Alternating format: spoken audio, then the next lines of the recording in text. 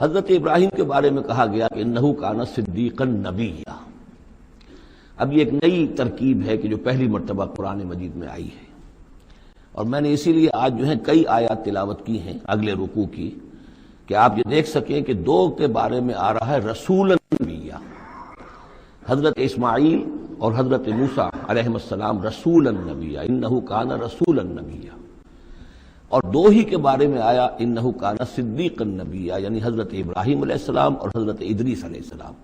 تو اس میں فرق کیا ہے؟ ظاہر بات ہے کہ الفاظ مختلف ہیں، ترکیب مختلف ہے، تو یقیناً ان کا مفہوم جدا ہے.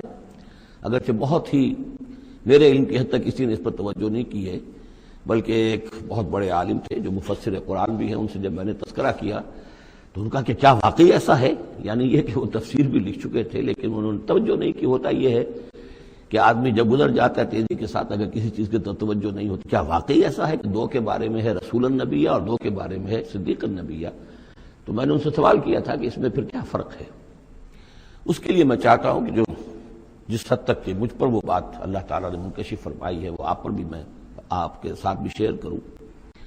کہ یہ جو ہم پڑھ چکے ہیں، ایک تو سورہ فاتحہ میں اہدنا الصراط المستقیم صراط الذین انعمت علیہم، راستہ ان کا ہمیں دکھا اور ان کے راستے پر چلا جن پر تیرا انعام ہوا. اس کی وضاحت سورہ نساء میں آئی، وَمَن يُطِعِ اللَّهَ وَالرَّسُولَ فَأُولَٰئِكَ مَعَ الَّذِينَ أَنْعَمَ اللَّهُ عَلَيْهِم مِّنَ النَّبِيِّينَ وَالصِّدِّيقِينَ وَالشُّهَدَاءِ وَالصَّالِحِينَ وَحَسُنَ أُولَٰئِكَ رَفِيقًا. یہ منعم علیہم جو ہیں، جن پر اللہ تعالیٰ کا انعام ہوا ہے، یہ جو جماعت ہے منعم علیہم کی، اس کے 4 درجات ہیں. اوپر سے چلیں گے تو انبیاء سب سے اوپر ہیں، پھر نیچے ان کے درجہ ہے صدیقین کا، پھر ان سے نیچے شہداء کا، اور پھر بیس لائن سمجھیے کہ وہ صالحین مومنین جو نیک دل مسلمان ہیں، مخلص ہیں، صادق القول ہیں، صادق الایمان ہیں. یہ گویا کہ بیس لائن ہے. نیچے سے چلیں گے تو اس بیس لائن سے اگر کوشش ترقی کرے گا تو پھر درجہ اس کے لیے کیا ہے؟ شہادت کا ہے. اس کے اوپر ایک درجہ صدیقیت کا ہے، اور یہ آخری درجہ ہے، اس لیے کہ اس سے آگے نبوت کا جو درجہ ہے وہ اکتسابی نہیں ہے، وہ تو وحی ہے. اور وہ دروازہ بھی اب بند ہو چکا، وہ ہمیشہ کے لیے وہ آؤٹ آف باؤنڈز ہے اب نوع انسانی کے لیے، وہ نبوت کا دروازہ بند ہو چکا. اس صدیقین اور شہداء کے درمیان کیا فرق ہوتا ہے، اس کو اب سمجھ لینا چاہیے.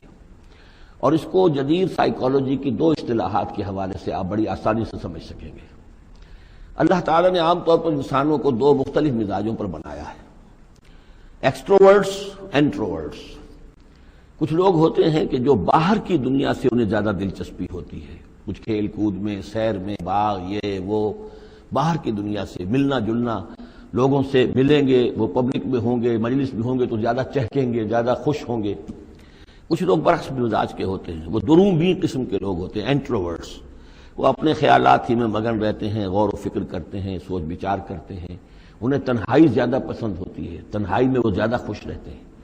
تو یہ ایکسٹروورٹس اور انٹروورٹس 2 مزاج ہیں بنیادی طور پر، اللہ تعالیٰ نے بنائے ہیں مختلف مزاج جو ہیں. اور ایک ہوتی ہے تیسری ایک کیفیت کہ جس میں یہ دونوں چیزیں بڑے توازن کے ساتھ ہو، ایمبیورٹ. یہ بہت شاذ ہوتا ہے، بہت شاذ ہوتا ہے.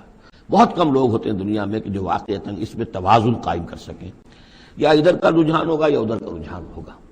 تو جو یہ انٹروورٹس ہوتے ہیں، جو غور و فکر کرتے رہتے ہیں، ان کے اندر جو ہے وہ یوں سمجھیے کہ فطرت کی جو اصل حقائق ہیں وہ کچھ زیادہ محفوظ رہتے ہیں ان کے غور و فکر کی وجہ سے. پھر وہ کائنات کے بارے میں بھی سوچتے ہیں، تو اس کائنات کی تمام آیات الہیہ بھی گویا کہ ان سے ہم کلام ہوتی ہیں، اشارے کرتی ہیں. یہ وہ لوگ ہوتے ہیں کہ جن تک گویا کہ وہ حقائق از خود روشن ہو چکے ہوتے ہیں ان تک، کہ جیسے ہم نے سورہ فاتحہ پڑھتے ہوئے کہا کہ کچھ لوگ ہوتے ہیں اپنی فطرت سلیمہ اور عقل سلیم کی رہنمائی میں یہاں تک تو پہنچ گئے کہ اللہ کو پہچان لیا، آخرت کو پہچان لیا، یہ بھی سمجھ لیا کہ اللہ ہی کی بندگی کرنی چاہیے، کیسے کریں یہ پتہ نہیں. اہدنا الصراط المستقیم، اب وہ راستہ مانگتے ہیں کہ ہمیں راستہ دکھا. یہ صدیقین ہوتے ہیں، اور ان کی شان یہ ہوتی ہے کہ جیسے ہی کسی نبی کی دعوت ان کے کان میں آتی ہے وہ ایسے لپک کر قبول کرتے ہیں کہ گویا کہ منتظر بیٹھے تھے. جیسے کوئی شخص وضو کر کے بیٹھا ہوا بس اذان کی آواز آئے اور میں چلوں، اتنا ہی ہوتا ہے. اسی لیے حضور نے فرمایا ابو بکر رضی اللہ تعالیٰ عنہ کے بارے میں کہ میں نے جس کے سامنے بھی ایمان کی دعوت پیش کی اس نے کچھ نہ کچھ توقف ضرور کیا سوائے ابو بکر کے، ایک لحظے کا توقف نہیں کیا، گویا کہ وہ تو تیار بیٹھے ہوئے تھے. البتہ جو ایکسٹروورٹس ہوتے ہیں وہ چونکہ ان کی توجہ نہیں ہوتی حقائق کی طرف، وہ دنیا میں مگن ہیں، کھیل کود میں ہیں، شکار میں ہیں، کشتیوں میں ہیں، ہنسی مذاق میں ہیں، گفتگو میں لگے ہوئے ہیں، تو انہیں کچھ زیادہ غور و فکر کی ان کے اندر جو ہے طبیعت کے اندر اعلان نہیں ہوتا اس کا، لہذا انہیں دیر لگ جاتی ہے نبی کی دعوت کو سمجھنے میں، اس کی طرف متوجہ ہونے میں۔ لیکن یہ ہے کہ جب ان کا توجہ ہو جاتی ہوتی بھی عام طور پہ جذباتی انداز میں ہوتی ہے، لیکن جب ان کی توجہ ہو جائے جذباتی انداز میں تو پھر یہ ہے کہ وہ چونکہ ہوتے ہیں ایکٹیو زیادہ ہوتے ہیں، لہذا وہ اپنی فعالیت کی وجہ سے آگے نکل جاتے ہیں، بظاہر وہ صدیقین سے آگے نکل جائیں گے فعالیت کی وجہ سے، اس لیے کہ وہ فعال زیادہ ہیں۔ اب اس کی مثال حضرت عمر ہے، حضرت حمزہ ہیں رضی اللہ تعالی عنہما، 6 سال لگ گئے۔ حضرت عمر کے بارے میں تو آپ کہہ سکتے ہیں کہ سب کوئی گھرانہ مختلف تھا، وہ بنو عدی میں سے تھے، حضور بنو ہاشم میں سے تھے، لیکن حضرت حمزہ کو کیوں دیر لگ گئی؟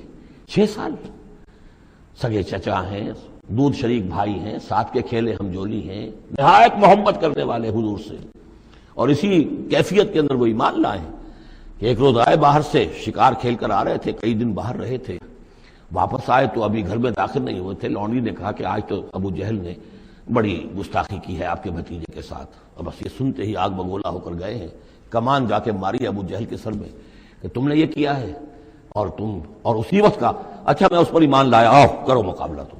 یہ ان کے ایمان کا معاملہ ہے۔